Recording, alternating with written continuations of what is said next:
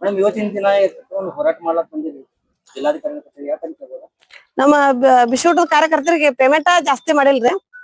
ಅದ ಕಾರಣ ನಾಳೆ ಬಜೆಟ್ ಕೇಂದ್ರದೊಳಗ 1ನೇ ತಾರೀಕಿಗೆ ಐತಿ. ಇದ್ರೊಳಗ ಪೇಮೆಂಟ್ ಅವ್ರು ಹೆಚ್ಚು ಮಾಡ್ಬೇಕು ಕೇಂದ್ರದವ್ರು. 23 ವರ್ಷ ಆತ ನಾವು ಬಿಸಿಯೂಟ ಇದು ಇದು ಚಾಲೂ ಆಗಿ ಒಂದ್ ಸಲನು ಕೇಂದ್ರ ಸರ್ಕಾರದ ಪೇಮೆಂಟ್ ಹೆಚ್ಚ ಮಾಡಂಗಿಲ್ಲ. ಒಟ್ಟ ರಾಜ್ಯ ಸರ್ಕಾರದವ್ರು ಮಾಡ್ತಾರ, ಅದು ಸ್ವಲ್ಪ ಹುಡುಗಾಸು 100 200 ಭಿಕ್ಷೆ ಹಾಕ್ದಂಗ ಹಾಕ್ತಾರ. ಇದ್ರೊಳಗ 4700 ಏನ್ ಸಾಲ್ತತಿ? ಬಡಗಿ ಮನೆ ಬಾಡಿಗೆ ಎಲ್ಲಿ ಸಾಲ್ಬೇಕು? ನಮ್ ಮಕ್ಕಳ ವ್ಯವಸ್ಥೆ ಏನಾಗ್ಬೇಕು? ನಮ್ದ ಪರಿಸ್ಥಿತಿ ಏನಾಗ್ಬೇಕು? ಇಷ್ಟೇ ಪಗಾರದೊಳಗ ನಾವ್ ಬಿಸಿ ಹುಡ್ದವ್ರ ಹೆಂಗ್ ಮಾಡ್ಬೇಕು?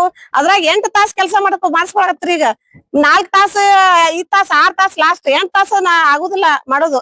ಅದು ಸರ್ಕಾರ ಅದೇ 4700 ಅಂದ್ರೆ ನಾವ್ ಹೆಂಗ ಜೀವನ ಮಾಡ್ಬೇಕಿದು?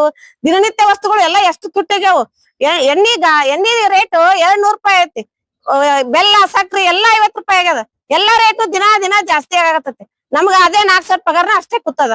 ಮತ್ ಇನ್ನೊಂದ್ ಶಾಲೆ ಒಳಗ ಮಕ್ಕಳಿಗೆ ಪೌಷ್ಟಿಕ ಆಹಾರ ಸರಿಯಾಗಿ ಪೌಷ್ಟಿಕ ಆಹಾರ ಇಲ್ಲ. ನಾವು ನಮ್ಮಲ್ಲಿ ಶೌಚಾಲಯಗಳಿಲ್ಲ ಶಾಲೆ ಒಳಗ. ಮತ್ತ ಜಾಸ್ತಿ ರೇಷನ್ ಎಲ್ಲಾ ಹೊಲಸ್ ಬರಾಕತ್ತಾವತ್. ಈ ಸಲ ಅಂತೂ ರೇಷನ್ ಕೆಟ್ಟ ಹೊಲಸ್ ರೇಷನ್, ಸರಿಯಾದ ರೇಷನ್ ಬರಂಗಿಲ್ಲ, ಸರಿಯಾದ ವ್ಯವಸ್ಥೆ ಇಲ್ಲ ಶಾಲೆ ಒಳಗ.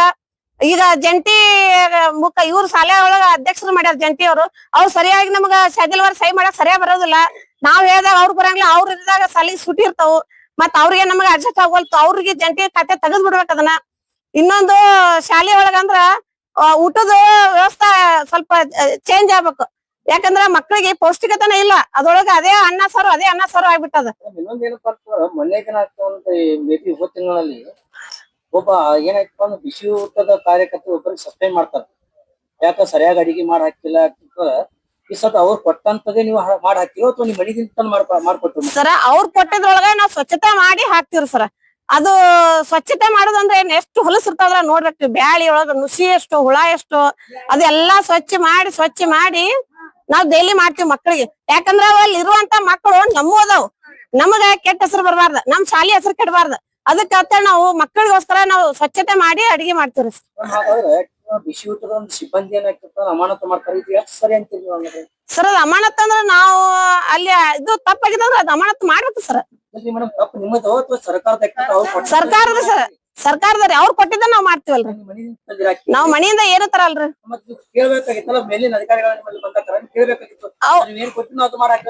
ಕೇಳಿರಿ ಸರ್, ನೀವು ಕೊಟ್ಟಂತದ ಮಾಡ್ಯಾಕಿವಿ, ಇಂತ ರೇಷನ್ ಆದ್ರ ನಮ್ಗೆ ಕಳ್ಸ್ಬೇಡ್ರಿ ಸರ್ ಅಂತ ಹೇಳ್ಬಿಟ್ಟು.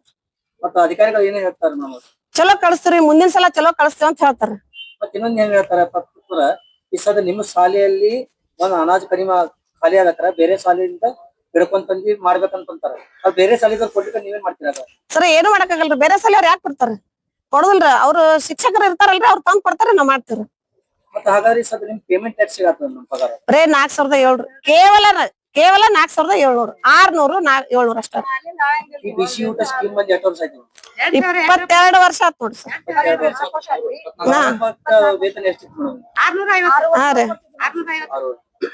ಈ ಪೇಮೆಂಟ್ ಆದ್ರೆ ತಿಂಗಳ ಸರಿಯಾಗಿ ಬರ್ತದ ನಿಮ್ಗೆ? 2 ತಿಂಗಳ 3 ತಿಂಗಳ್ರಿ ಸರ್. ಇನ್ನೊಂದೇನ್ರಿ, 6 ತಿಂಗಳ ಒಬ್ಬರಿಗೆ ಹಾಕಲ್ರಿ ಸರ್. ಇಲ್ಲೇ ಜಡ್ಪಿ ಆಫೀಸ್ ರೀ, ಅದೇ ಮೇಡಮ್ ಜಡ್ಪಿ ಆಫೀಸ್ ಹೇಳ್ತಾರ್ರಿ 6 ತಿಂಗಳವರೆಗೂ ಇನ್ನೂ ಪೇಮೆಂಟ್ ಮಾಡಿಲ್ರಿ ಮೇಡಮ್.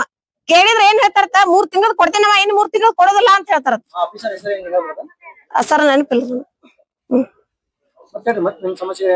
ಸಮಸ್ಯೆ ಅಂದ್ರೆ ಏನ್ರಿ ಇಲ್ರಿ, ಶಿಕ್ಷಕರು ಅವ್ರಿಗೆ ಸಹಿ ಮಾಡೋದಾಗಲ್ಲ ಶಾದಿಲ್ವಾರ ಸರಿಯಾಗಿ. ಮತ್ತ ಕೈಪಲ್ಯ ಅದೆಲ್ಲಾ ಚಲೋದು ತಂದಿರ್ತಾರ, ಕರೆ ರೇಷನ್ ಸರಿ ಇರುದಿಲ್ರಿ ಒಟ್ಟ. ಗಂಗೂಬಾಯಿ ಉಳ್ಳಾಗಡ್ಡಿ ರೀ. ಮಸೂತ್ರಿ. ಶ್ರೀ ಗುರು ಸಂಗಣ ಬಸವೇಶ್ವರ ಶಾಲೆ. ಅನುದಾನ ರೀ. ಕೇಂದ್ರೀಯ ಕಾರ್ಮಿಕ ಸಂಘಟನೆಗೆ ಈ ಕರ್ನಾಟಕ ರಾಜ್ಯ ಸಂಯುಕ್ತ ಅಕ್ಷರ ದಾಸೋಹ ಕಾರ್ಯಕರ್ತೆಯರ ಸಂಘ ಬಿಸಿಯೂಟದಲ್ಲಿ ಕೆಲಸ ಮಾಡುವಂತ ಇವರಿಗೆ ಕನಿಷ್ಠ ವೇತನನೂ ಇಲ್ಲ ಸರ್. ಕನಿಷ್ಠ ವೇತನ 15,000 ಮ್ಯಾಗ ಚಿಲ್ಲರೆ ಇದೆ ರೀ. ಬಟ್ ಈಗ ಇವ್ರು ಸಿಗ್ತಾ ಇರೋದು 4,600 4,700 ಇಷ್ಟು ಸಿಗ್ತಾ ಇದೆ. ಇವರಿಗೆ PF ಇಲ್ಲ, ESI ಇಲ್ಲ. ಅದಕ್ಕೆ ನಾವು ಕೇಂದ್ರ ಸರ್ಕಾರಕ್ಕೆ ಆಗ್ರಹಿಸ್ತಾ ಇರೋದು, ಈ ಫೆಬ್ರವರಿ 1ನೇ ತಾರೀಕು ಏನ್ ಬಜೆಟ್ ಇದೆ, ಆ ಬಜೆಟ್ ಅಲ್ಲಿ 12 ವರ್ಷಗಳಿಂದ ಕೂಡ ನೀವು ಪಗಾರ ಜಾಸ್ತಿ ಮಾಡಿಲ್ಲ. ಕಾರ್ಯಕರ್ತೆಯರದು ಕಾರ್ಮಿಕರದ್ದು ಯಾವ್ದು ಕೂಡ ಜಾಸ್ತಿ ಮಾಡಿಲ್ಲ. ಈ ಬಾರಿ ಆದ್ರೂ ಕೂಡ ಬಿಸಿ ಊಟ ಕಾರ್ಯಕರ್ತರಿಗೆ ನಿಮ್ಮ ಆಯವ್ಯಯದಲ್ಲಿ ಬಜೆಟ್ ಅಲ್ಲಿ ವೇತನ ಜಾಸ್ತಿ ಮಾಡಬೇಕು, ಕನಿಷ್ಠ ವೇತನ ಜಾಸ್ತಿಗೊಳಿಸ್ಬೇಕು ಅಂತ. ಯಾಕಂದ್ರೆ ಎಲ್ಲಾ ವಸ್ತುಗಳ ಬೆಲೆ ಜಾಸ್ತಿ ಆಗಿದೆ ಸರ್. ಎಣ್ಣೆ, ತರಕಾರಿ, ಫೀಸು, ಆರೋಗ್ಯ ಎಲ್ಲಾನು ಕೂಡ ಜಾಸ್ತಿ ಆಗಿದೆ. ಅದಾದ್ಮೇಲೆ ಇವರಿಗೆ PF ಇಲ್ಲ sir, provident fund. Provident fund ಬಂದ್ರೆ ಎಷ್ಟೋ ಅವ್ರಿಗೆ ಅವಕಾಶ ಹೆಲ್ಪ್ ಆಗ್ತದೆ ಸರ್. ಮತ್ತು ESI, ಯಾಕಂದ್ರೆ ಇವರು ಮಹಿಳೆಯರಾಗಿರೋದ್ರಿಂದ ಬಹುತೇಕ ಆರೋಗ್ಯ ಸಮಸ್ಯೆಗಳು ಆತವ, ಅದಕ್ಕೆ ನಾವು ESI ಕಾರ್ಡುಗಳು ಕೊಡಬೇಕು ಅಂತ. ಅಂದ್ರೆ ಪ್ರತಿ ವರ್ಷ ಕೂಡ ಇವ್ರಿಗೆ ಪೇಮೆಂಟ್ ಜಾಸ್ತಿ ಮಾಡಬೇಕು. ಏನು ರಾಜ್ಯ ಸರ್ಕಾರ ಅಲ್ಪ ಸ್ವಲ್ಪ ಮಾಡ್ತಾ ಇದೆ, ಆದ್ರೆ ಕೇಂದ್ರ ಸರ್ಕಾರ ಟೋಟಲಿ ಮಾಡ್ತಾ ಇಲ್ಲ. ಅದಕ್ಕೆ ನಾವು ಕೇಂದ್ರ ಸರ್ಕಾರಕ್ಕೆ ಆಗ್ರಹಿಸ್ತಾ ಇದ್ದೇವೆ, ನಾವು ಆದಷ್ಟು ಈ ಬಜೆಟ್ ಅಲ್ಲಿ ತಮ್ಮ ಆಯವ್ಯಯದಲ್ಲಿ ಬಜೆಟ್ ಮೀಸಲಾಗಿಡಬೇಕು, ಇದು ಮಾಡ್ಬೇಕು ಅಂತ. ಬರ್ರಿ.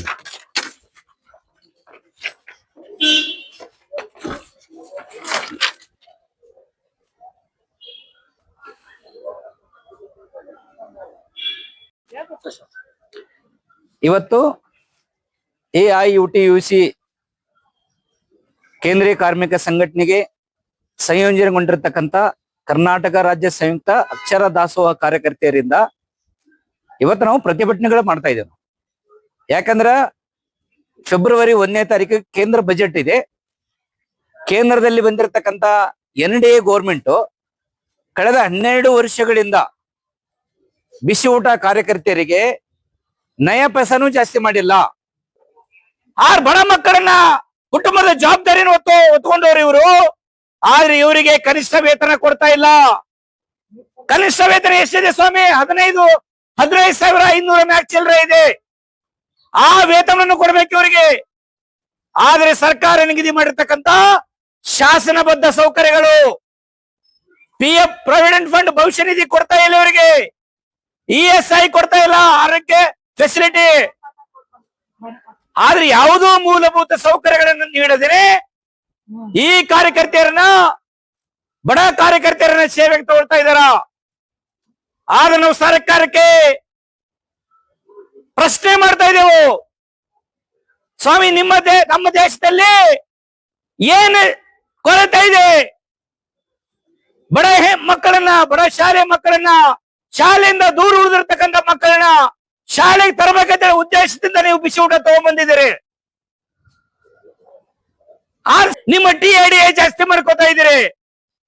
ಆದ್ರೆ ಈ ದೇಶದಲ್ಲಿ ಬಹಳ ಕನಿಷ್ಠ ಪಗಾರದಲ್ಲಿ ಕೆಲಸ ಮಾಡುವಂತ ಬಿಸಿ ಊಟ ಕಾರ್ಯಕರ್ತರಿಗೆ ನಿಮ್ಮ ಕಣ್ಣಿ ಕಾಣಲ್ವಾ?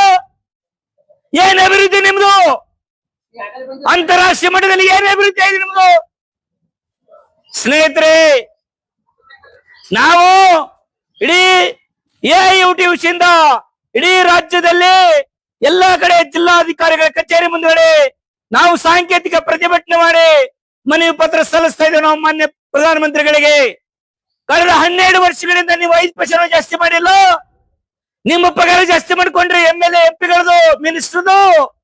ಈ ಬಾರಿ ಆದ್ರೂ ಕೂಡ ಈ ಬಿಸಿ ಊಟ ಕಾರ್ಯಕರ್ತರಿಗೆ ಕನಿಷ್ಠ ವೇತನ 15,000ಕ್ಕಿಂತ ಮೇಲೆ ಜಾಸ್ತಿ ಮಾಡಬೇಕು.